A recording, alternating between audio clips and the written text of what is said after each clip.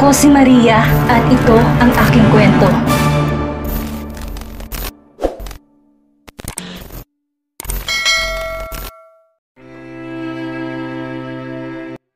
Huwag kang magpadalas-dalas ng desisyon, Jasmine.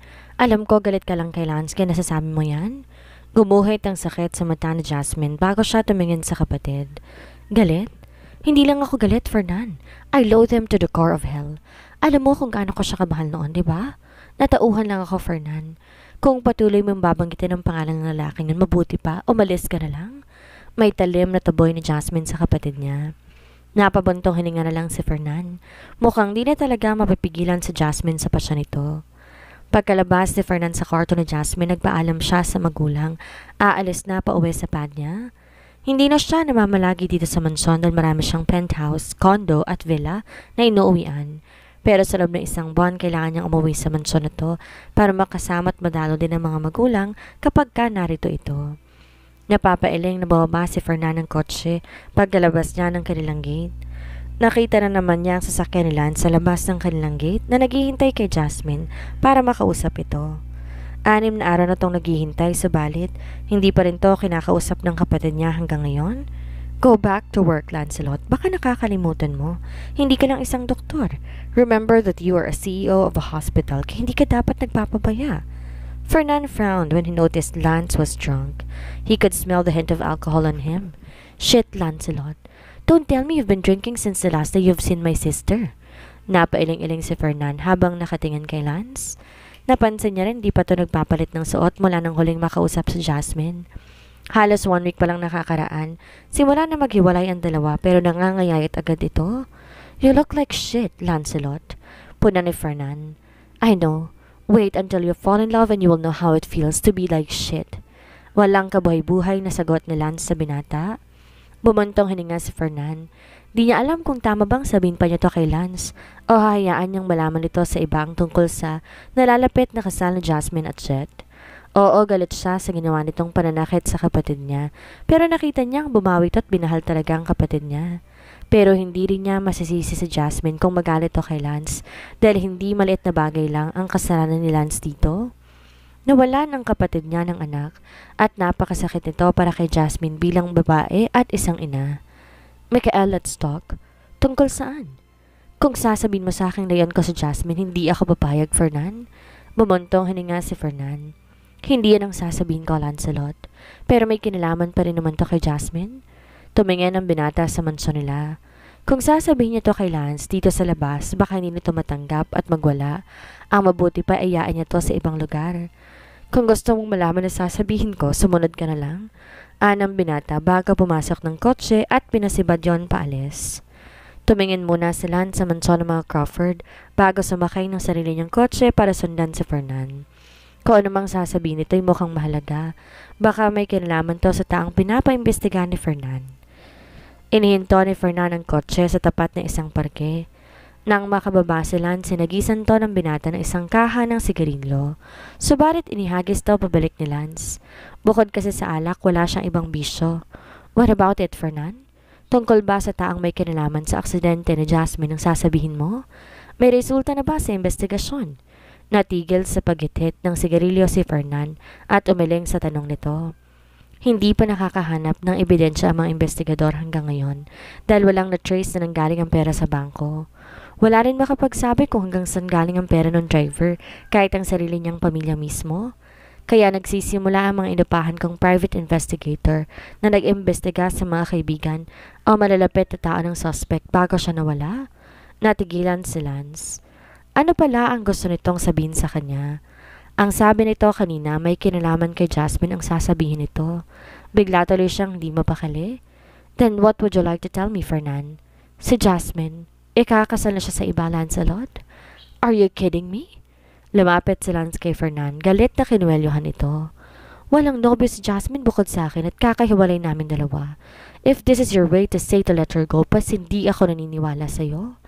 Mukhang pati si Fernan gagawin ng lahat para mapaghiwalay sila ng tuluyan ni Jasmine. Pero nagkakamali ito kung iniisip itong magtatagumpay ito. Mukha bang gagawin kong biro ang tungkol sa bagay na to, Lance? Natigilan si Lance kaya sinamantala to ni Fernan para alisin ang kamay nito sa kwelo niya. I am not lying, Lancelot. My sister is getting married in a few months from now. Nung nasa Switzerland kami, pinagkasundo siya ni na mommy at daddy sa ibang lalaki. Yun din ang isa sa dahilan kaya't sa tingin ko ginustong bumalik na Jasmine dito. Sa tingin ko nasasakal siya sa gusto ni na dad. Natandaan ni Fernan madalas tulalanan sa Jasmine sa Switzerland simula na magising ito. At nang malaman ng kapatid niya na pinagkasundo to ng magulang nila, humingi ito ng tulong para pilitin ng magulang nilang payagan to na bumalik ng bansa. Kaya tinulungan itong kumbinsihin ng magulang nila na hayaan tong bumalik ng bansa. Di makapaniwala sila sa mga sinabi ni Fernan. Ganon ba katindi ang galit sa kanya ng magulang ni Jasmine, kaya pinagkasundo ng mga to sa Jasmine sa iba, kahit alam ng mga tong umaasa siya at naghihintay sa pagbabalik nito? Lance, I know you love my sister and you care for her now, kaya sinasabi ko lahat ng to sa'yo. Kung may plano kang bawiin siya, good luck din. Hindi madaling talunin ang karibal mo dahil kilala ko si Jet, Lance. He is a good guy and he loves my sister too much. Mukhang magandang laban to. Dahil katulad ni Lance, doktor din ang karibal nito. Isip-isip ni Fernan matapos itapon ang upos ng kanyang sigarilyo.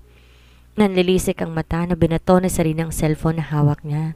Sobrang sama ng loob niya dahil di man lang siya dinalaw o kinumusta ni Lance pagkatapos siyang dalhin sa ospital. Ni tawagan o i-text man lang siya, hindi nito ginawa.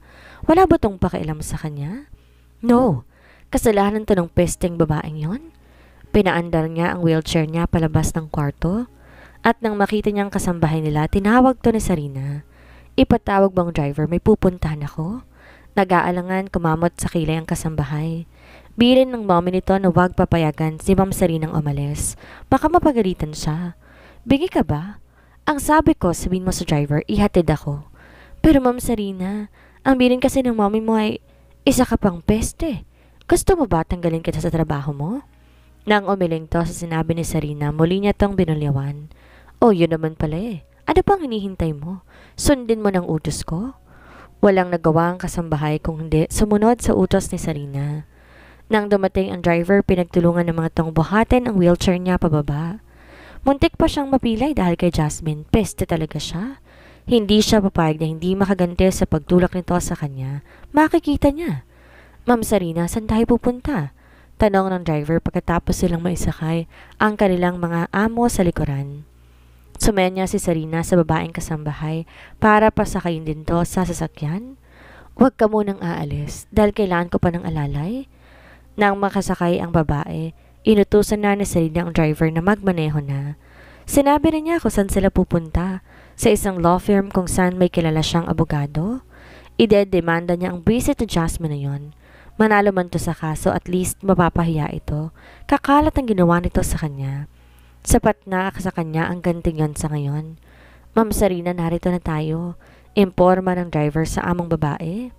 Inalalayan nito at ng kasamang kasambahay ni Sarina na bumaba ng sasakyan. Pati sa pagpasok ng gusali kasama sila nito. Sumenya si Sarina sa dalawa na wag na siyang ihatid sa loob. Kaya na niya itulak ang wheelchair papasok dahil di na kailangan umakit ng hagdan para punta ng kakilala niya. Ayaw niya rin makitang dalawang relasyong meron sila ng abogadong kilala niya at baka makarating pa to sa mommy niya o kaya kumalat pa. Pagdating ni Sarina sa opisina ng abogadong pake niya, kumatok siya. Di nagtagal bumukas ang pinto at sumungaw ang may edad na lalaki, malaki ang tiyan at halos wala ng buhok. Agad din ngumiti ang matandang abogado. Binuksan ng malaki ang pinto at pinapasok si Sarina sa loob. Sarina, ikaw pala. May bagong gulo ka ba na ipapaayos na ayaw mong malaman ng pamilya mo? Ines na umikot ang mata ni Sarina nang maramdaman ang pag-amoy-amoy na matanda sa batok niya. Nangako siya noon na hindi na babalik dito, pero dahil sa pesteng Jasmine wala siyang choice. Di siya pa pwedeng gumasa sa ibang bagay dahil may pinaglalaanan siya ng perang inipon. Tuwang-tuwa ang matanda nang di pumalag si Sarina. Mukhang may kailangan ng babae sa kanya, kaya hindi to pumapalag at nag-iinarte ngayon. Narinig ni Sarina ang paglock ng matanda ng pinto. Matapos ilak ang pinto, bumalik ito sa pag-amoy sa batok niya. Huwag mong sabihin sa akin may nakaaway ka na naman sa bar, kaya nandito ka dahil sa droga. O baka may nagreklamo na naman ng mga misis dahil nangabil ka na naman ng matatandang mayaman para makahutot ng pera. Tanong nito habang minamanyak ang katawan ni Sarina. Inikutan to ng mata ni Serena. Alam nito ang mga baho na hindi alam ng pamilya niya. Kaya malakas ang loob ng matandang to, tawagin siya basta. Nagiinit ang katawan nito. Gusto niya na tong i-dispatch siya pero hindi muna sa ngayon dahil marami pa itong may tutulong sa kanya. Hahayaan niya munang maging president ng manyak na matandang to sa buhay niya.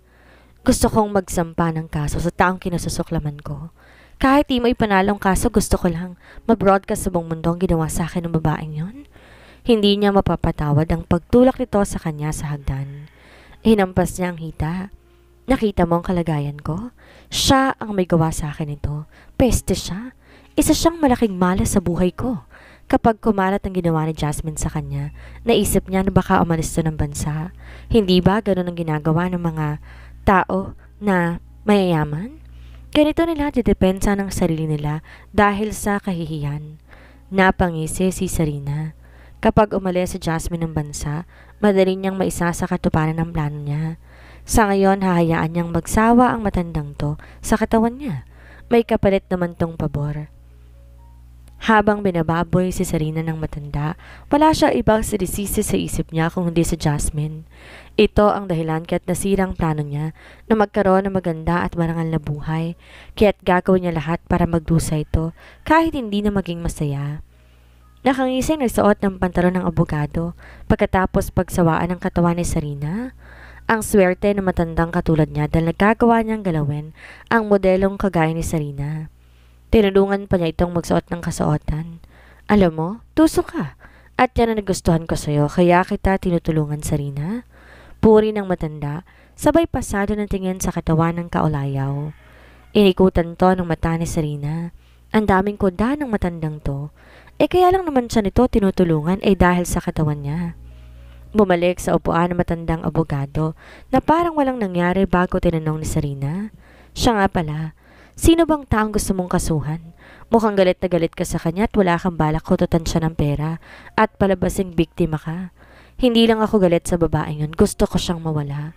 Tsaka balak ko talagang palabasin na ako yung biktima niya. Kaya nga hindi mo na kailangan ipanalo pang kaso.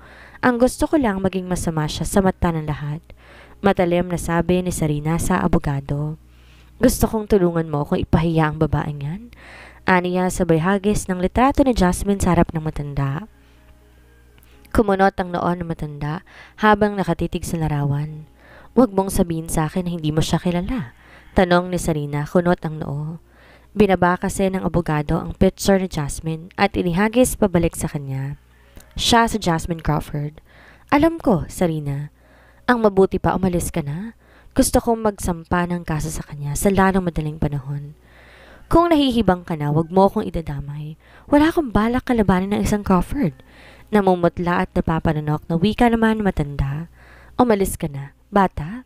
Binato na may pang-insulto ng pera si Serena. Oh, bayad ko sa katawan mo. Hayop kang matanda ka. Pagkatapos mong pakinabangan ng katawan ko, ngumisi lamang ang matanda. Hindi ako hibang kagaya mo. Umalis ka na dahil wala kang mapapalang tulong mula sa akin. Taboy kay Serena ng matanda. Galit na lumabas si Serena ng opisina. Hayop kang matanda ka. Pagkatapos mo magpakasasa sa katawan ko, gusto niyang magwala sa sobra niyang galit. Ang matandang yun lamang inaasahan niyang tutulong sa kanya dahil alam niya na mangyayari ito. Alam niya na kapag nalaman ng ibang mga abogado na isang Crawford ang balak idemanda, aatras sa mga to. Pero di niya akalaing pati ang matandang yon aatras. Mababahag din ang buntot katulad ng iba. Punyeta talaga. Ani niya habang pinapaandar ang wheelchair palayo sa opisina ng matanda. Napahinto si Serena ng may pares ng red stiletto ang humarang sa kanyang harapan. Bilang modelo alam niyang mamahalin at limited edition ito. Sinong babaeng to? Para harangan ang daraanan niya. Lalo lang nadagdagan ang kanyang inis. Nag-angat siya ng tingin. Handa na sana siyang bulyawan ang nakaharang sa kanyang daraanan nang matigilan siya na makita kung sino ito. It was Jasmine. She's now standing in front of her wearing a red formal suit and matching red 3-inch stilettos. Lalo nakadama si Serena ng pagkairita dahil tingin niya sa sarili niya para siyang basahan na walang sinabi sa harapan nito. Kaya hindi niya talaga nagustuhan ng babaeng to noon pa man dahil lagi nitong inaagaw ang pansin ng lahat. Palagi itong stand out sa lahat ng bagay. Sa eskwelahan man at pagdating sa ganda, nakakainis. Samantalang siya kailangan pa magtanggal ng ilang oras sa salamin at mag-makeup lang para maging maganda sa panin ng lahat. Small world, isn't it? Na makita ni Jasmine kung paano napanunok si Sarina, ngumiti siya. Ba't parang di ka masayang makita mo ko? Are you afraid of me? Tinawanan lamang siya ni Sarina. Bumalik lang alaala mo. Yumabang ka na? Bakit naman ako matatakot sa'yo? Bakit? Sino ka ba sa akala mo, ha? Matapang nasabi ni Sarina pero sa loob-loob niya, sobra siyang naiinis dito dahil nakangiti pa to sa kanya na parang di siya nito tinulak sa hagdan na nakaraan. Tumawa na mahina si Jasmine kaya't lalo nagitngit ang kalooban niya. Mayabang? Wala pa nga akong ginagawa sa iyo ngayon, mayabang na ako agad? Humawak sa baba sa Jasmine at ang aasar, tiningnan si Sarina. Let me guess. Kaya ka ba nandito kasi naghahanap ka ng abogado dahil may balak kang idemanda ko at tinulak kita sa hagdan? Kumuyom ang kamao ni Sarina. Kung tumawa to, parang baliwala lamang ginawa sa kanya. Peste talaga to. Inis na inis man, mas pinili ni Sarina ang gumante ng tawa. Bakit? Natatakot ka na mapahiya sa lahat dahil sa ginawa mo sa akin, ha? Dapat lang matakot ka dahil talagang ipapahiya kita sa buong mundo. Lalabas kang masama sa mata ng lahat at ako na naman ang biktima. Nakakaawaan nilang lahat. Kaya kung ako sa'yo, matakot ka na, Jasmine. Lumuhod ka na lang at baka mapatawad pa kita. Mapagbigyan pa kita, anong malay mo? Baka maawa ako sa'yo at iatras ko ang demanda ko sa'yo? Mayabang pang sabi ni Sarina. Pero imbes matakot o makiusap, tinignan siya ni Jasmine na para nakakatawa lahat ng sinabi niya. Lumapit to sa kanyang nakangiti pa kaya naman lalo siyang nagitngit. Ano ba ang nakakatawa sa sinabi niya? Lumapit si Jasmine kay Sarina habang patuloy siyang tumatawa ng mahina. Di niya mapigil na tawanan to sa lahat ng sinabi sa kanya. Siya pang dapat matakot at dapat magmakaawa sa lahat ng ginawa nito sa kanya. The nerve of this witch. Iniatras ni Sarina ang wheelchair palayo pero dito hinayaan ni Jasmine na makalayo. Dali-dali siyang pumunta sa likuran ni Sarina upang patigilin to. Bakit lumalayo ka? Hindi pa nga kita nasasagot, di ba? Pitawan mo nga wheelchair ko. Bakit? Natatakot ka ba? Naparanok si Sarina pero nagtapang-tapangan siya. Ako? Matatakot? Idedemanda ba kita kung natatakot ako sa'yo? Makikita mo, Jasmine, ipapahiya kita. Tama nga ako. Kaya ka nandito dahil balak mo maghanap ng abogado mo. Pero kawawa ka dahil sa tingin ko, mahihirapan kang maghanap na magtatanggol sa'yo. Nilapit ni Jasmine ang bibig sa tenga ni Sarina. May makita ka man, hindi rin siya magtatagal. Sisiguraduhin kong babagsak siya kasama mo. Kumuyom ang kamay ni Sarina. Sa gigil niya, sasabunutan niya sana ang uri ni Jasmine dahil malapit lang to sa kanya. Pero mabilis siyang tinulak nito kasama ng wheelchair niya. Napasigaw siya sa sakit nang tumama ang mukha sa malamig na sahig at pumutok ang labi, dumugo. Nalasahan niya yon at kumalat pa yun sa sahig. Dahil di pa magaling ang binti niya, hindi siya makatayo, kaya gumapang siya. Pero inapakan ni Jasmine ang binti niya. Ah! Tama na! Bumuo ng heels nito sa balat at laman niya. Sa sobrang sakit, napapaiyak siya. Nasa na ba mga tao sa gusaling to? At walang tumutulong o lumalapit sa kanya. Pesteng babae ito. Ang lakas ng loob saktan siya, baka marami makakita. Gumapang siya at tumatras nang lumayo kay Jasmine na nakangiti pa habang nakatingin sa kanya. Subukan mong lumapit, kundi sisigaw ako. Hindi ka ba natatakot at nahihiya na baka may makakita sa'yo? Crawford ka pa naman pero ganyan kang kumilos. Exactly. Putol na Jasmine hindi naalis ang ngiti sa labi. Nilibot niyang mata sa paligid bago ibalik ang tingin kay Sarina na dumudugo ang nguso. It's called power, Sarina. Hindi ko kailangan manakit o magsinungaling ng patago para makakuha ng simpatya ng ibang tao. Dahil pwede ko yung gawin ang di kailangang matakot sa sasabihin o makikita ng iba. Alam mo kung bakit, Sarina? Takot na umatras si Sarina palayo kay Jasmine na kay parang ibang tao na. Hindi ganito sa Jasmine noon kaya naninibago siya. Ginisihan to na Jasmine. Dahil kaya kong bilhin at gawin ang lahat. Kahit ang batas pa na sinasabi mo. Kahit nga siguro patayin kita dito ngayon hindi ako makukulong. Yon ang pagkakaiba nating dalawa, Sarina. May makakita man sa akin o wala, walang hahadlang sa akin para tirisin ka. Umayos ng tayo si Jasmine. Pinusod na maayos ang mahaba niyang buhok. Nang tumingin siya kay Sarina, ngumiti siya rito at nagtanong, Ba't parang galit na galit ka? Pinararanas ko lang naman sa'yo. Anong pakiramdam ng totoo na tinulak sa hagdan? Ramdam na Jasmine ang matalim na tingin ni Sarina sa kanya habang papalayo siya rito. Matalas talaga ang dila nito at mukhang wala itong balak magbago. At ako pa ang peste, ha? Ang kapal talaga. Sinundan niya to na malaman niya na papunta ito dito. Sinabi sa kanya ng taong inutusan niya na bantayan tong sabihin sa kanya kung saan to pupunta. May hinala siya na maghahanap to ng abogado at tama nga siya. Ang malas lang ni Sarina dahil wala siyang balak na hayaan tong makahanap ng abogado para masampan siya ng kaso. Kung kinakailangan niyang bilhin ang lahat ng law firm sa buong bansa, gagawin niya. May pakita lang ditong nagkamali to ng kinalaban.